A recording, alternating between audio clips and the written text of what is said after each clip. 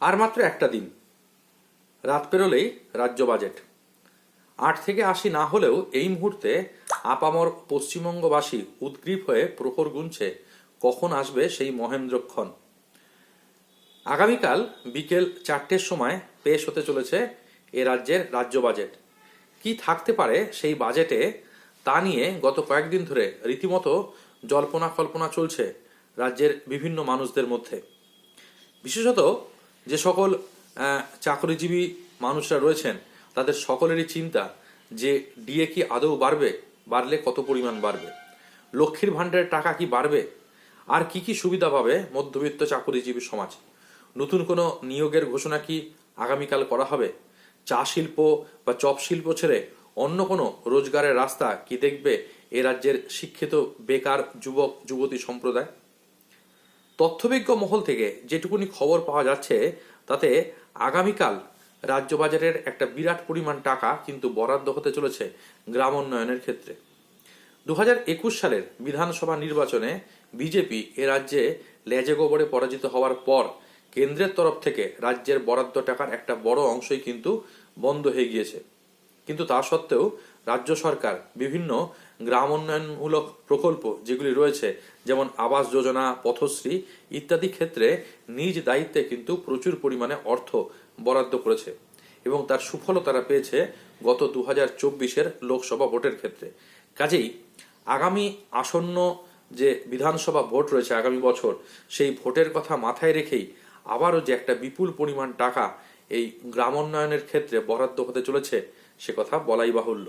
সেই সাথে সাথে অন্যান্য যে শ্রী প্রকল্পগুলি রয়েছে, সরকার যে বিভিন্ন শ্রী প্রকল্পগুলি পরিচালনা করে থাকে, সেই শ্রী প্রকল্পগুলোর যে শ্রীবৃদ্ধি করবে সেটা বলাই বাহুল্য।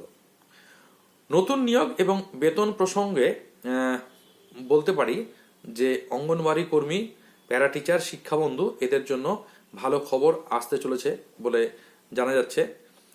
যে প্রসঙ্গে অনেকেরই মত যে ডিএ হয়তো এই বাজেটে বৃদ্ধি করা হবে না, কিন্তু আমার ব্যক্তিগতভাবে মনে হয় যে রাজ্যের মাননীয় মুখ্যমন্ত্রী এতটা নিষ্ঠুর হবেন না।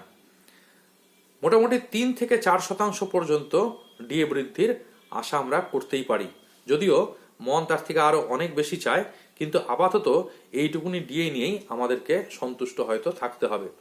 আর মানুষ যেহেতু খুব দীর্ঘদিন কোনো উপকারের কথা মনে রাখে না, তাই সে কথা মাথায় রেখে রাজ্যের মাননীয় মুখ্যমন্ত্রী একটা মাস্টার স্ট্রোক কিন্তু দিতে পারেন, যেটা তিনি এর আগেও দিয়েছেন।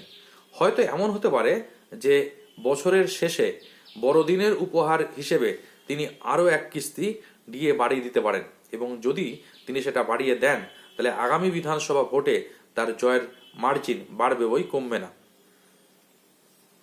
লক্ষ্মীর ভাণ্ডার, স্বাস্থ্যসাথী ইত্যাদি প্রকল্পের ক্ষেত্রে যে আরও ব্যয় বরাদ্দের পরিমাণ বাড়বে সেটা অবশ্যই বলা যায় আগে থেকে, কিন্তু সেটা কত পরিমাণ বাড়বে সেটা আগে থেকে না অনুমান করতে যাওয়াটাই ভালো। তবে সব মিলিয়ে যাই হোক না কেন, আগামীকালের বাজেট যে জনমোহিনী হবে এ কথা অনেকেই মনে করছেন, কারণ জনগণকে যদি পাশে না পাওয়া যায় তাহলে আগামী বছরের ভোট বৈতরণী কি করে পার হওয়া যাবে।